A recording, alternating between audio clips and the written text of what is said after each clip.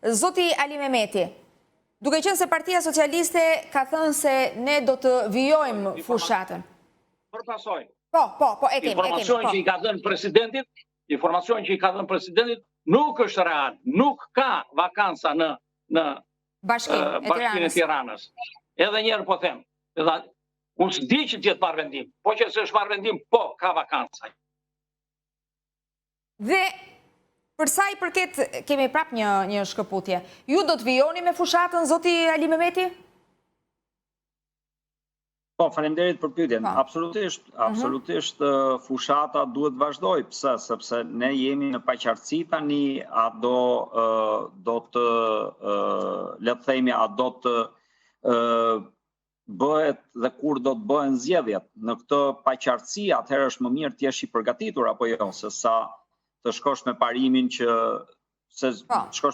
kjo gjë s'do të ndodhë. Tashti, me qënë se zoti Kume nuk e kishte dhe nuk ka akses, në thot fletorja zyrtare, që vendimi 539 i datës 25/9 është për shkarkim nga detyrat kryetarit Bashkisë Tiranë, zotit Erion Veliaj, në mbështetje të neneve kaq e kaq, zoti Erion Veliaj, kryetari Bashkisë Tiranë, shkarkohet nga kjo detyrë me propozimin e Këshillit Bashkiak Tiranë, miratuar me vendimin numër 69 23/9/2025, ky vendim hyn fuqi me njëherë pas votimit fletorin zyrtar kryeministër Edi Rama. Hapeni tek fletorja zyrtare, aksesi është publik, më vjen keq që ka probleme me fletorin zyrtare zoti Kume, aty e ka, meqenëse tha këtë dokument. Ja ka përcjell vakancën presidencës? Edhe njëherë, ka shkarkuar Erion Veliajn. Dhe momentin që shkarkon Erion Veliajn... E kemi zotin Kume, se ndoshta nuk e dëgjoj këtë. Zoti Kume, e dëgjove? Shumë në rregull. E dëgjuat? Shumë në rregull. Ka 15 ditë kohë. E ka shkarkuar. Duhen 15 ditë kohë të ezauroheshin. Nuk u ezauruan 15 ditët e kohës dhe presidenti pati ngutin për të shpallur një datë zgjedhjesh, as pa prit kohën e përshtatshme të ankimimit që parashikon kushtetuta. Ndër të tjera, ankimimi ndodhi në fakt. Ndodhi përpara se të jepte datën. Tashti këto janë pikat e rëndësishme. Pastaj kapemi në mënyrë të kohë dhe harxojmë kohë publike që s'ka interes publik fare për numrat e VKM-ve e me radhë. Jo, nuk ashtu, ne duam të dim se çfarë do të ndodhë. Ajo që kuptuam. E Partisë Demokratike përgjigjet pyetjes tuaj. Vazhdon fushata absolutisht, sepse kujtoj që zgjedhja Partia Demokratike nuk do lërë më të bojkotohen. Pra, ka qenë gabim madhor bojkotimi i zgjedhjeve vendore të vitit 2019. Kujtoj gjithashtu që kjo datë e Tiranës do shtyhet, po 5 bashkitë e tjera vazhdojnë janë garë. Unë nuk bëj pjesë e grupit punës në 5 bashkitë e tjera, por në nëntor ka zgjedhjen 5 bashkitë tjera, zgjedhje të pjesshme. Do shohim kur do jetë Tirana, por do jetë me sa duket, nëse vendimi i gjykatës do vi për shkarkimin e Erion Veliajt, do jetë relativisht shpejt, duke parë edhe sa shpejt do të përgjigjet gjykata kushtetuese. Pra, mos gaboj, unë ka deklaruar datën 31 Po, por zoti Veliaj, dhe këto do na e sqaroj zoti Kume, zoti Veliaj ka të drejtë që të jetë pjesë e kësaj seance. Më pas duhet jetë drejtoria e bugjeve që të sigurojë prezencën e tij. Nuk e di sa kohë mund të kërkojë kjo pikërisht, pra se na intereson kjo data. Se vë fare në dyshim këtë zoti Ali Mehmeti. Sa kohë mund të kërkojë zoti Kume? Ka të drejtë zoti Veliaj të jetë pjesë e seancës publike me datë 31? Po që se, mund të vej, që se lejnë s'ka si problem. Dhe duhet të jetë drejtoria e bugjeve që të sigurojë dhe të garantojë prezencën e tij. Mund të marrë pjesë në seancë dhe të dëgjohet në seancë, të dëgjohen. Mund të merret vendimi me datë 31 sërish? Unë besoj se vendimi do të merret datë 31, pastaj zbardhja atje kërkon kohën e vet. Dieta e punë, por në qoftë se gjykata kushtetuese do ta mbështesi vendimin e marrë nga Këshilli i Ministrave, pra do ta pranoj vakancën, ka për të shpallur zgjedhjet që unë pres që të bëhen brenda këtij viti. Zoti Celibashi, sapo ka deklaruar që në nëntor do të zhvillohen zgjedhjet në 5 bashki jo në Tiranë. Në Tiranë, me një vendim të gjykatës kushtetuese, e cila do hedhë poshtë pretendimin e zotit Velia, brenda këtij viti bëhen zgjedhjet. Mund të bëhen zgjedhjet. Po, bëhen zgjedhjet. Cili do të ishte skenari që zgjedhjet e ardhshme lokale të bëheshin me datë në vitin 2027, atëherë kur është afati?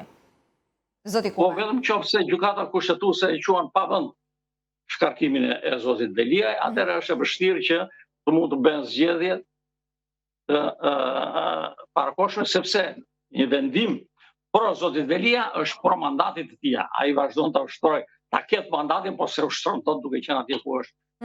Pra mund të jetë në detyrë deri në vitin 27 dhe të 2027? Por e thotë do shkojnë jo në zgjedhje më të pjeshme, por në zgjedhjet normale që bëhen. Dhe deri atëherë do të funksionon, si funksionon? Deri atëherë funksionon me nën kryetar? Me nën kryetar. Që e cakton zoti Veliaj. Se mund të ndodhë, e di pse pyes, mund të ndodhë për shembull që të përcaktohet si nën kryetare zonja Ogerta Manastirliu? Apo kjo është e drejtë e kryetarit të bashkisë? Jo, tu mund të bëjnë çfarë duan, Jo, po flas sipas ligjit. Unë po ju drejtohem si njohës i mirë i ligjit. Nuk është e mundur që të veprohet ndryshe përveç se kështu siç është praktikisht një nga nën kryetarët është komanduar, është ngarkuar me detyrën e kryetarit të bashkisë, vetëm kaq.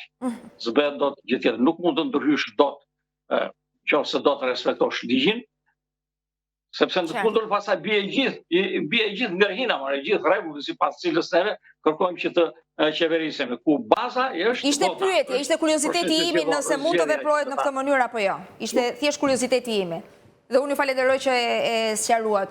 Zoti Ali Mehmeti, për sa i përket fushatës së Partisë Demokratike, kjo është pyetja ime e fundit. Mund të themi që kemi një kandidat të pavarur, i përzgjedhur dhe tashmë edhe i pranuar nga të gjitha forcat opozitare, dhe ky është një lajm i mirë për opozitën, por nuk do të ketë figura politike në fushatën e zotit Florian Binaj. Në çfarë do të mbështetet, zoti Binaj? Po, faleminderit për pyetjen. Atëherë, vetëm kisha dhe një shtesë vogël tek ajo që pyetët ju pak më parë. Neve pam ama gjatë muajve të kaluam se si Edi Rama ndërhyu në Bashkinë e Tiranës me shkarkimet e nënkryetarëve dhe emërimet e nënkryetarëve. Kështu që ai ndërhyn pushtetin vendor duke shkel dhe në këtë rast prapë kushtetutën. Kjo ndodhi në Tiranë. Jo, unë kisha për zonjën Manastirliu dhe më tha që nuk mund të ndodhë. Po pra, po ja që ai e bëri. Nuk mund ndodhë sipas ligjit me drejt zoti Kume flet në zbatim të ligjit të kushtetutës, po ja që ai e shkel. Sepse në këtë verë ai shkarkoi nënkryetarët, jo vetëm Tiranës, po i shkarkoi nënkryetarët e shumë bashkive. Madje shkoi edhe ke drejtorët dhe i shkarkoi, ndërkohë që s'ka drejt, apo jo, këtë e dim gjithë. Dhe në Tiranë shkarkoi nënkryetarët dhe kujtoj unë që pikërisht zonja Manastirliu, ajo e cila i paraqiti atyre dhe i prezantoi nënkryetarët e rinj. Se këto janë realitete. Në këtë Shqipëri jetojmë neve, jo në atë Shqipërinë që duam të jetojmë bazë ligjit të kushtetutës. Që do të thotë që Edi Rama dhe po su bën zgjedhje, prapë këtë gjë do bëj. Do uzurpoj Bashkinë e Tiranës, i emëron ai nënkretarët, vendos ai një për ta mbyllur sepse do të shkojmë në KQZ. E mbylli. Kurse për pyetjen e dytë që u bët, zoti Binaj është figurë absolutisht e njohur, shumë e respektuar, familjar i shkëlqym, çun artist do thoja unë, i cili krijoi për herë të parë këtë sinergjinë për të bashkuar gjitha forcat opozitare në mbështetje të kandidaturës së tij të pavarur. Dhe si rrjedhoi atij i qëndron tashti të bëjë fushatën me stafin e tij, me figurat e veta që ai do zgjedh në stafin e tij, për t'ju kundërvënë një figurë të jetë të konsumuar dhe të njohur fare mirë se kush është, që është nga krahu tjetër zonja Manastirliu. Që do të thotë, ai ka absolutisht fushatën e tij. Ne mbështesim në konceptin vot dhe në konceptin strukturë, sepse do nevojiten komisioner apo jo, do nevojiten vrojtues, do nevojiten numrues, do nevojiten shumë njerëz. Pra në logjistikë, në burime njerëzore, mbështetja juaj nuk do të mungoj. Absolutisht po. E gjitha partive opozitare, sepse themi drejtën, dy gjëra ndodhen të mëdha dhe të rëndësishme në këto momente. Një problem që neve patëm e 11 maj dhe ju e dini se kemi diskutuar dhe kjo, pra që ai quhet fragmentimi i opozitës dhe ja tashti ku bashkuan Bashkinë e Tiranës, dhe dyta, koncepti i hapjes. Pra, zoti Bina mund të konsiderohet shumë qartë si një hapje që po krijon, unë tani po flas për Partinë Demokratike, nuk mund të flas dot për partitë e tjera, një hapje e ideve të reja dhe pranimit të ideve të reja, sepse s'ka ndodhur kurrë që Partia Demokratike të mbështesë një kandidat të pavarur. Kështu që kjo është hapje e ndaj një mentaliteti të ri për të bërë politikë. Zoti Ali Mehmeti, që fillon pikërisht nga kryeqyteti që ka mentalitetin më të hapur në këtë drejtim. Zoti Ali Mehmeti, ju uroj shumë suksese dhe ju falenderoj për gjitha opinionet që ndat me ne. Faleminderit.